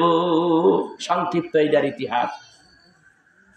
3 নম্বর নফসে লাওয়ামা। এই নফসে লাওয়ামা খালি মিথ্যা কথা বলে, খালি মিথ্যা কথা কয়, কথায় কথায় মানুষদের ধোঁকা দেয়, মুনাফিকি করে, আমানতের খেয়ানত করে। এই হলো তার চরিত্র। এ আমার ভাইরা, এলো 3টা। 4 নম্বর নফস, এইটা আমি একটু পরে আসতেছি। এই 3 নম্বর নফস, 3 নম্বর 1 থেকে 3 নম্বর নফস, এই নফসগুলিকে কতল করতে হবে, এই নফসগুলিকে মেরে ফেলতে হবে। যদি এই নফসগুলি যদি মেরে ফেলতে পারে, জীবনে কোনোদিন কোনো ব্যক্তি আপনারে দিয়া পাপ কাজ করাইতে পারবে না, একটা মিথ্যা কথা বলাইতে পারবে না। এই 3টা নফসকে যদি আপনি দমাইতে চান, 3টা নফসরে আগে চিনতে হবে, চেনার পরে এদেরকে কি করতে হবে। যেমন 1000 মানুষের মধ্যে যিনি চোর, আপনার জিনিস চুরি করিয়া নিছে, আগে তারে শনাক্ত করতে হবে, তারপরে তারে শাস্তি দিতে হবে, পানিশমেন্ট দিতে হবে। ঠিক আপনার এই তিনটা নফস যে খারাপ আগে চিহ্নিত করতে হবে, তার সম্পর্কে জানতে হবে, জানার পরে আপনার ভিতর থেকে তারে নির্মূল করতে হবে। কিভাবে চিনবেন, কিভাবে নির্মূল করবেন? একজন কামিল পীরের ভার্সিটিতে ভর্তি হইয়া যান, একজন কামিল পীরের দরবারে যাইয়া ওই জিনিসগুলি আপনি জেনে নেন। এরপরে বসে বসে আপনি একটু পীরের সোহবতে বসলেই আপনি পারবেন তিনটারে কতল করতে, তিনটারে ভেতর থেকে নির্মূল করতে। তিনটাকে যখন নির্মূল করবেন, পীর সাহেব হুজুর বলে দিবেন, বাবা 5 ওয়াক্ত নামাজ পড়বা, আর তোমরা যত নফল নামাজ পড়তে পারো, আর বাদে মাগরিব বাদে ফজর একটু জিকির করবা। কেন জিকির করবা না? কারণ এই তিনটা নফস তোমারে এত দুর্নীতি করাইছে, এত মিছা করা কথা বলাইছে, এত পাপ করাইছে, যার কারণে তোমার কলবের মধ্যে মরিচা পড়ে গেছে। এই জন্য আল্লাহ রাব্বুল আলামিন কুরআনুল কারীমের মধ্যে এইভাবে ঘোষণা দিতে লাগলেন, কাল্লা বাল রানা আলা কুলুবিহিম মা কানু ইয়াকসিবুন। বান্দা যখন অপরাধ করে, পাপ কাজগুলি করে, তখন বান্দার কলবের আয়নার মধ্যে স্পট পড়ে যায়। এই স্পট এই কলবের আয়নার থেকে বাইর করতে হলে, কলবটারে পরিষ্কার করতে হলে, কামেল পীর আপনাকে বলবেন কি করো? বিল গুদুবি ওয়াল আসল, সকাল সন্ধ্যা জিকির করো। ইয়া আইয়ুহাল্লাযীনা আমানু যিকুরুল্লাহা যিকরান কাসীরা ওয়া সাব্বিহুহু বুকরাতান ওয়া আসীলা। হে বিশ্বাসী ইমানদার বান্দারা, তোমরা সকাল সন্ধ্যা আমি আল্লাহর জিকির করো। সকাল সন্ধ্যা কেমনে জিকির? সকাল থেকে শুরু করবেন সন্ধ্যা পর্যন্ত, সন্ধ্যার থেকে আবার ফজর পর্যন্ত, নাকি? না না, ফজরের নামাজের পরে বেলা উঠতে একটু সময় লাগে। নামাজ শেষ হয়ে গেল, নামাজ শেষ করে কেউ চকে খামারে চলে যায় না, কর্মস্থলে যায় না, একটু সময় পায়। যদি আপনি 15-20 মিনিট একটু বসেন, ওজিফা দিছে আপনারে কামেল পীর, কুরআনুল কারীম থেকে সূরা দিয়েছে, তওবা পড়ার নির্দেশ দিয়েছে। সূরা ফাতিহা পড়েন 3 বার, সূরা ইখলাস পড়েন 10 বার। 10 বার সূরা ইখলাস পড়লে জান্নাতের মধ্যে একটা ঘর বানায় দিব আল্লাহ। প্রত্যেকটা ওজিফার মধ্যে একটা একটা করে সওয়াব আছে, এক একটা সওয়াবের মর্যাদা আছে। মর্যাদা যেন আপনার বাইরে যায়। হুজুর এইভাবে বললেন। এরপরে তওবা করো, গুনাহ মাফের জন্য 11 বার দুরূদ শরীফ পড়ো, তোমার আমলটা যেন আল্লাহর দরবারে সহজে কবুল হয়ে যায়। এই জন্য শর্ত হইল দুরূদ শরীফ 11 বার পড়ো। আল্লাহর দরবারে হাত তুলিয়া সওয়াব রেসানি করো। সওয়াব রেসানি করার পরে এইবার হুজুর বলবে, বাবা তোমরা এবার হালকায় জিকিরে বসে যাও। কথা পাই না? জিকিরে বসো বাবা। সকালে বলো লা ইলাহা ইল্লাল্লাহ, লা ইলাহা ইল্লাল্লাহ, লা ইলাহা ইল্লাল্লাহ। বলেন লা ইলাহা ইল্লাল্লাহ 200 বার কম করে হলো। ইল্লাল্লাহ ইল্লাল্লাহ ইল্লাল্লাহ ইল্লাল্লাহ ইল্লাল্লাহ ইল্লাল্লাহ 200 বার। আল্লাহ আল্লাহ আল্লাহ আল্লাহ 200 বার। বেশি সময় লাগে না রে বাবা। এই 600 বার জিকির করো। এইটা বাদে ফজরে করো। এর পরে এশারের নামাজের পরে আবার একটু এইরকম ভাবে আল্লাহর জিকির করো। আল্লাহর জিকির যখন তোমার হইয়া যাবে, রাসূল আমার বলে জিকিরে মানুষের কলব সাফ হইয়া যায়। মানুষের গায়ের জামাগুলি যখন ময়লা হইয়া যায়, এই ময়লা কাপড়কে পরিষ্কার করার জন্য দুনিয়ায় কত কত কোম্পানি সাবান কত রকমের বানাইছে। সাবান সোটা দিয়া ধুইলে ময়লা কাটিয়া যায়, ময়লা সাফ হইয়া জামাটা পরিষ্কার হইলে আবার সেইটাকে গায়ে দেওয়া যায়, জামাটা গায়ে দেওয়া যায়। ঠিক কলবের মধ্যে যে মরিচা পড়ছে, যেই পাপ জড়াইয়া গেছে, এইটা যদি মুক্ত করতে চাও, বাদে ফজর বাদে মাগরিব জিকির করো। বেশি জোরে জিকির করতে হবে। কলবের মধ্যে মারবা লা ইলাহা ইল্লাল্লাহ। এইভাবে নাভির থেকে লাটা ডাইন কাঁধের উপরে একেবারে তালুতে লাগাবেন। তালুর থেকে ইলাহা শব্দটা নাকের উপর থেকে এই বক্ষ, এই বক্ষর থেকে এইখানে যাবেন, সের থেকে দিকে চলে যাবেন কলবের মধ্যে জরফ লাগাইয়া দিবেন লা ইলাহা ইল্লাল্লাহ লা ইলাহা ইল্লাল্লাহ লা ইলাহা ইল্লাল্লাহ। এইভাবে জিকির করবেন। আবার বলবেন ইল্লাল্লাহ ইল্লাল্লাহ ইল্লাল্লাহ ইল্লাল্লাহ ইল্লাল্লাহ। এটা একেবারে তালুর থেকে একেবারে খফি আকফা নফসের থেকে ডাইরেক্ট নাকের বরাবর থেকে একেবারে পাতাইল্লা করে লাগাইয়া দিবেন। কোথায়? কলবের সঙ্গে লাগাইয়া দিবেন। ইল্লাল্লাহ ইল্লাল্লাহ। এবার বলবেন আবার আল্লাহ আল্লাহ আল্লাহ। কলব রুহু সের, এই সের বক্ষের মধ্যে থাকে, বুকের সেরের লতিফার থেকে নিয়ে যাবেন কোথায়? কলবের মধ্যে লাগাইবেন। ইল্লাল্লাহ ইল্লাল্লাহ ইল্লাল্লাহ ইল্লাল্লাহ। সব লতিফাগুলি ঘুরাইয়া মূল সেন্টার হইল কলব। এই কলবের মধ্যে গুতা লাগাইয়া দিবেন। দেখবেন আপনার কলব ক্লিয়ার হয়ে গেছে, পাক পবিত্র হয়ে গেছে। সুবহানাল্লাহ। কুলুবুল মুমিনিন আরশুল্লাহ। মুমিন বান্দার কলবটা তখন আরশ সমতুল্য হয়ে যাবে। আপনি জিকির করতে থাকেন। ইজা যুকুরাল্লাহি ওয়াজিলাত কুলুবুহুম। বান্দা যখন জিকির করে তখন বান্দার কলবটা ঝলঝলা শুরু হয়ে যায়। বান্দা যখন জিকির করে বান্দার কলবটা তখন কাঁপতে থাকে। এ আমার ভাইরা, আমার বন্ধুরা, জিকির আবার তিন রকমের। জিকিরে বদনি, জিকিরে লিসানি, জিকিরে মালি, জিকিরে কালবি। এই হলো চার রকম। জিকিরে বদনি, জিকিরে লিসানি, মুখ দিয়া জিকির করবেন। আবার দেখবেন জিকিরে বদনি, জিকিরে লিসানি। একটা হইল জিকির জবান দিয়া, আরেকটা হইল জিকিরে বদনি, আরেকটা হইল জিকিরে বদনি মনে মনে জিকির করা, আর আরেকটা জিকিরে মালি। জিকিরে মালি হইল অর্থ দিয়া ধর্মের খেদমত করা। অর্থ টাকা পয়সা দিয়া আপনি আলেম ওলামাদের হাতে যেই টাকাটা দেন, হাদিয়া দেন, ওইটাও কিন্তু একটা জিকির। এ বাবা, এই টাকা পয়সা ছাড়া ধর্মের কোনো কাজ হয় না। আপনি যদি মসজিদ বানান, মসজিদ বানাইতে গেলে ইট বালু সিমেন্ট রড এইগুলি কি কিনতে টাকা লাগে না? লাগে। মাদ্রাসা নির্মাণ করেন টাকা লাগে, ওয়াজ মাহফিল করেন প্যান্ডেলের জন্য টাকা পয়সা লাগে। কামেল পীরের দরবারে যাবেন, হাদিয়া দিবেন হুজুরকে। হুজুর হাদিয়া নিয়ে কি করে? কিছু হয়তো নিজে খায়, বাকিগুলি ধর্মীয় কাজে লাগায়, দরবার শরীফে খেদমত করে, কিছু তবরক বানাইয়া আপনাদেরকে নিয়ে খায়। এ বাবা, এইটাই হলো হাদিয়া, আর এইটাই হলো জিকরে মালি। এই মালি জিকির দিবেন। আর 4 নম্বরটা হলো জিকরে কালবি। এই তিনটা যখন আদায় করতে থাকবেন, দেখবেন একদিন জিকরে কালবি শুরু হয়ে গেছে, কলবের মধ্যে জিকির শুরু হয়ে গেছে। জিকরে কালবি বুঝেন?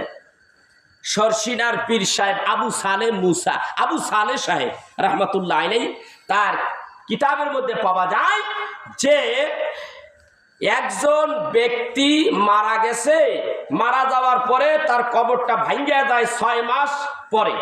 তার মেয়ে ডাঙ্গুডি, সেদিন একটা ছোট আর একটা বড়, ওইটা বাড়ি দেয়। ও ডাঙ্গুডি খেলতে যাইয়া বাবার কবরের মধ্যে যাই আইসা দেখে হ্যাঁ এই যে আমার আব্বার কবরের লাশ দেখা যায়। ও মা, জলদি হও, আব্বার কবরের লাশ দেখা যায়। তো মাও আবার একটু মিয়া ছিল, মা এবার ওই মাইয়ার ওইটার মধ্যে নামাইছে। নামায় দেখে তোর বাবা কেমন, কয়েক দেখতেছি যে পুরা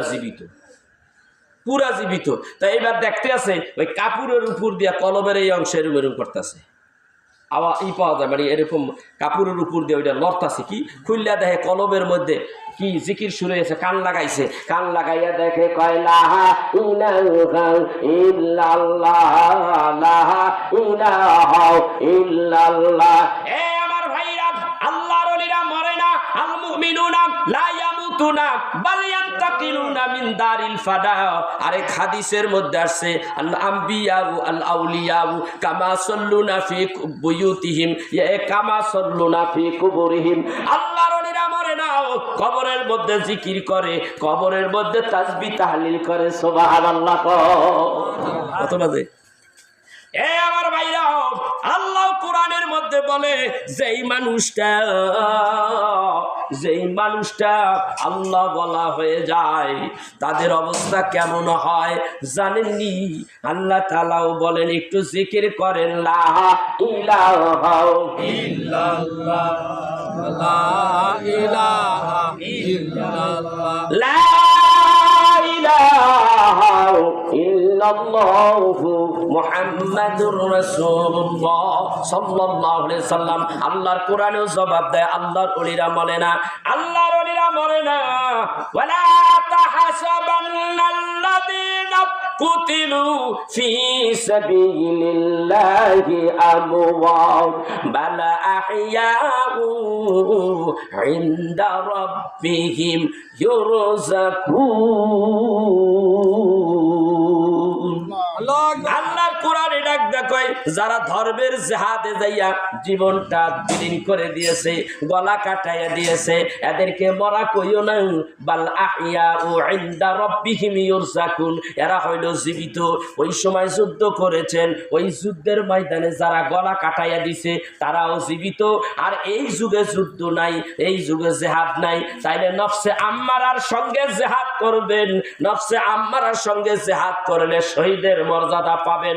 শহীদের মর্যাদা যখন আপনি পাইয়া যাবেন, খোদার কসম কবরের মধ্যে আপনার মৃত্যু হবে না, আপনি জীবিত হবেন। সেই সঙ্গেই আল্লাহ তাআলা ডাকদা বলেন, ওয়ালা তাহাসাবান্নাল্লাযীনা কুতিলু ফি সাবিলিল্লাহি আমওয়াত বাল আহইয়াউ ইনদা রাব্বিহিম ইউরযাকুন।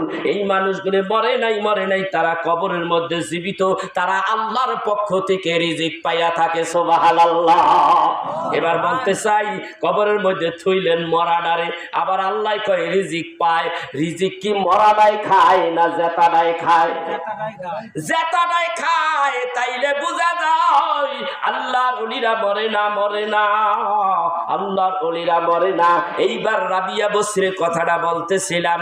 হযরতে হাসান বসরি ডাকদা বলে, ও রাবিয়া, আমি তো ওই জায়গায় পলাইছিলাম, আমারে খুঁজা বাইর করলাও।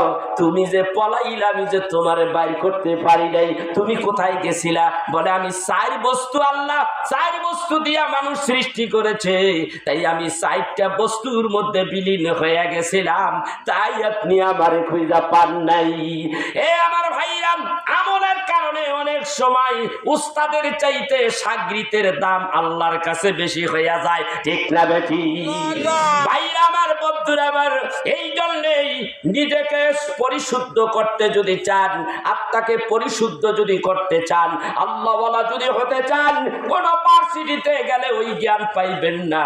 ওই জ্ঞান পাইতে হলে একজন কামেল পীর, হক্কানি কামেল পীরের দরবারে যাইতে হবে। কথা কন ঠিক কিনা? জোরে ভাইরা আমার, এই বিষয়ে অনেকগুলি কথা বললাম। এবার এই বিদ্যা শিখতে হইলে স্তর হইল তিনটা। কয়টা? কথা কয় না? স্তর কয়টা? তিনটা। জোরে কোন কয়টা? তিনটা। একটা হইল নবীর জন্য পাগল হও, আরেকটা হইল আল্লাহর জন্য পাগল হও। নবী আর আল্লাহর জন্য পাগল হইয়া যাও। এখন পাগল হইবেন, তারও তো একটা নিয়ম পদ্ধতি আছে না নাই? আছে। এই নিয়ম পদ্ধতি আপনারে কে শিখাইব? কথা কয় না? এতক্ষণ কি বুঝতে পারলেন? এই পদ্ধতি আপনারে শিক্ষা দিবে তিনি হলেন উস্তাদ, তিনি হইলেন কামেল পীর। তাইলে কি করতে হবে? কামেল পীর আগে। কামেল পীর আপনার সামনে না রসুল আপনার সামনে? কথা কয় না? কামেল পীর আপনার সামনে না রসুল সামনে? কামেল পীর সামনে না আল্লাহ সামনে? তাইলে আল্লাহর ওলি কামেল পীরকে আগে শ্রদ্ধা করতে হবে আল্লাহ রসুল পাওয়ার জন্য, ঠিক না বেঠিক?